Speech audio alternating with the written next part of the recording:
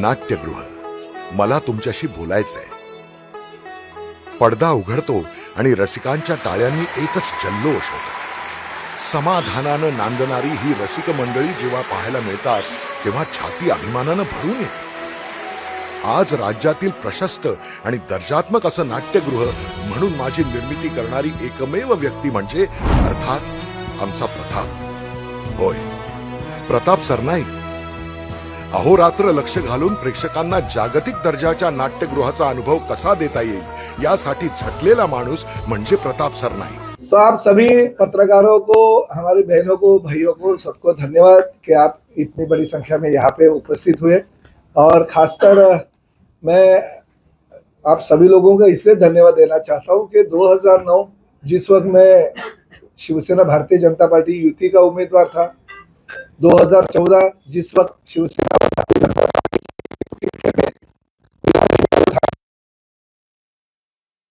भेजा, तीसरी बार पूरे देश में मोदी जी की लहर थी और हमारे शिवसेना प्रमुख बाला साहब ठाकरे जी के विचार ये जो जनता को पसंद थे उनके माध्यम से 84,000 से ज़्यादा मार्जिन 84,008 वोटों से मैं जीत के आया. तो ये सब जो चीज़ें होती है सिर्फ प्रताप सरनाईक ने उसमें बहुत बड़ा योगदान लोकतंत्र में पत्रकारों का होता है जो चौथा स्तंभ है. और आप लोग उसमें मेरे जो विजय में भागीदार भी उतने ही बड़े पैमाने पे हो. तो मैं आप सभी लोगों को धन्यवाद देता हूँ.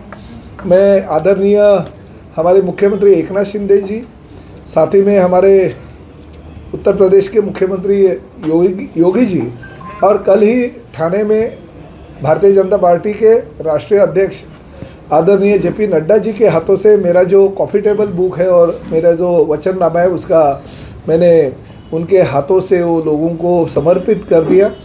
उस वचननामा में अगर आप देखेंगे तो जो काम मैंने किए हैं, जो चल रहे और जो पूरे हो गए वही काम दिए. मैंने भविष्य के काम कुछ भी दिए नहीं है. उसमें खाली एक बैंगलोर सिटी में अगर रोपवे की सेवा हो सकती है तो मीरा भाईंदर को ठाणे में भी होनी चाहिए, ऐसी मेरी एक संकल्पना है. वो सिर्फ रोपवे छोड़ के बाकी सभी चीज़ें जो है वो मैंने पूरे कर दिए और अभी उसके लिए निधि लेके आया और काम भी चल रहे. आप तो जानते हो कि पिछले 2 सालों से मैंने सिर्फ और सिर्फ मीरा भाईंदर शहर के लिए 3,000 करोड़ से ज़्यादा निधि हमारे मुख्यमंत्री एकनाथ शिंदे साहब के माध्यम से राज्य शासन से लाया. तो बहुत सारा निधि जो है हमने MMRDA से लाया जिसकी वजह से सीमेंट कंक्रीट के काम पूरे के पूरे मीरा भाईंदर शहर में चल रहे. मैं श्रेय लेने की कोशिश नहीं करता हूँ, मुझे मगर अभिमान है कि मेरे ही कार्यकाल में सूर्या डैम का जो पानी का योजना थी वो हमारे आदरणीय मुख्यमंत्री उस वक्त के देवेंद्र जी फडणवीस साहब, हम लोग पीछे पड़े और वो योजना मंजूर हो गई ताकि 218 MLD पानी ये हमारे मीरा भाईंदर शहर को मिल जाएंगे. मगर उसके इंटरनल जलवाहिनी डालने का जो 520 करोड़ का निधि है वो मैंने मेरे कार्यकाल में मंजूर कर दिया. उस वक्त मुख्यमंत्री एकनाथ शिंदे जी थे और एकनाथ शिंदे जी के कार्यकाल में वो 520 करोड़ रुपए का काम मंजूर करके शहर में पूरे बड़े पैमाने पे वो जो इंटरनल पाइपलाइन घुमानी पड़ती है उसका काम शुरू हो गया. तो अगले साल वो पानी वितरण व्यवस्था का काम पूरा हो जाएगा और लोगों को पानी मिलेगा. आपको पता है कि मेट्रो तो बहुत साल पहले हमारे देवेंद्र जी मुख्यमंत्री थे तभी मंजूर हो गया था, काम भी चल रहा था.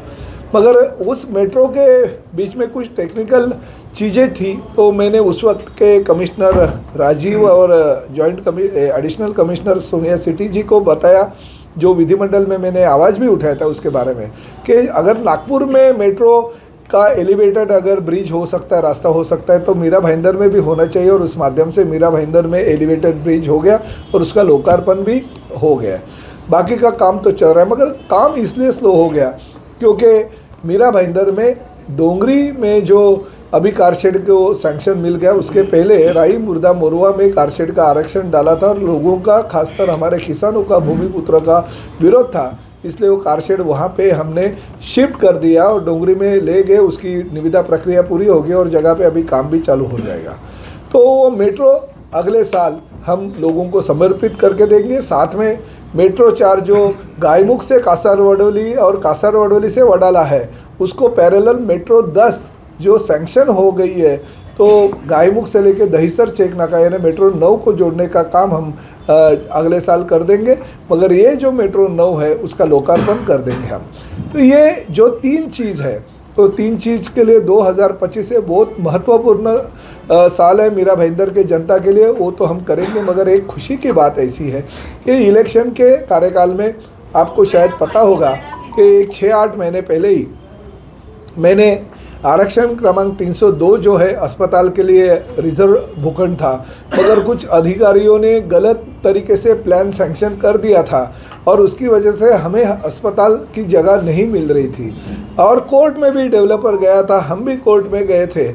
मगर फिर ऐसे कहा जाता है कि जब तक हम नाक नहीं दबाते तो कोई किसी का मुंह नहीं खुलता है। अभी डेवलपर ने अपना मुंह खोल दिया, उसको पता चला कि 300 से ज़्यादा उसने बुकिंग कर दिए थे।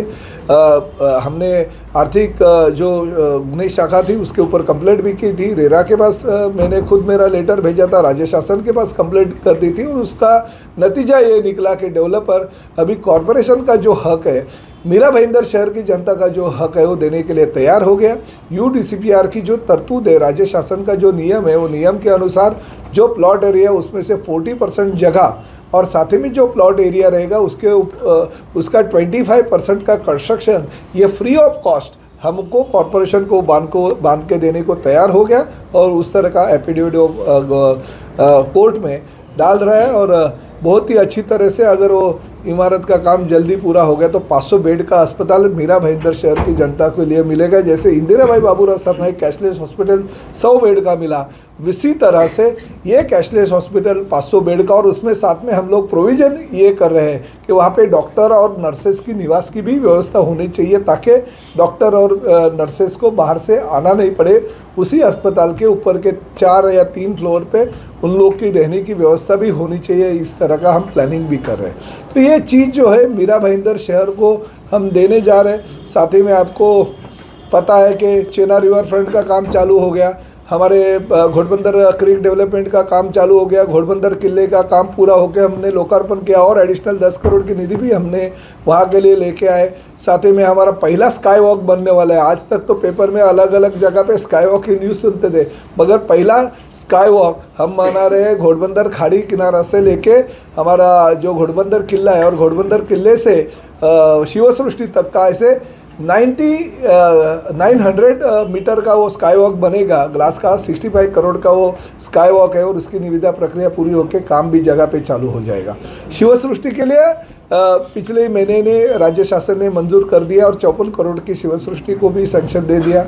बाला साहब ठाकरे जी के नाम का जो कला दालन है उसका लोकार्पण हो गया, थोड़ा काम उसमें बाकी है, फिर भी उसका लोकार्पण हो गया। छत्रपति शिवाजी महाराज का अश्वारूढ़ पुतला का भी लोकार्पण माननीय मुख्यमंत्री जी ने किया। हमारे आनंद दिघे जी के नाम का जो मैदान है उसके बाजू का जो तालाब है, वो तालाब का म्यूज़िकल फाउंटेन बहुत ज़ोर शोर से चल रहा है। हज़ारों लोग वहाँ पे आके म्यूज़िकल फाउंटेन का आनंद ले रहे हैं। तो जरीमरी तालाब के पास भी म्यूज़िकल फाउंटेन का काम पूरा हो गया, वो भी लोग देखने आ रहे हैं। ऐसे बहुत सारे विकास के काम है, जैसे लता मंगेशकर के नाम का नाट्यगृह पूरा होकर लोकार्पण हो गया और इंदिराबाई बाबूराव सरनाईक जी के नाम का जो अस्पताल है 100 बेड का, वो भी अभी बहुत ही अच्छी तरह से चल रहा है। लोगों को बहुत सुविधा उसके माध्यम से मिल रही है। सभी समाज भवन के काम चल रहे हैं। बहुत सारे ऐसे प्रकल्प है, रास्ते जो सीमेंट कंक्रीट के हैं वो भी काम चल रहे हैं। तो अगला साल 2025 ये मैं मीरा भाईंदर शहर का ये जनता के लिए समर्पित करना चाहता हूँ कि वो 1 साल में मीरा भाईंदर के जनता को मेट्रो और साथ ही में यह अस्पताल का काम चालू हो जाएगा और पानी की जो समस्या है वो उससे मुक्ति देने के लिए ये 218 MLD पानी की योजना जो है लोगों तक मैं कार्यान्वित कर दूंगा।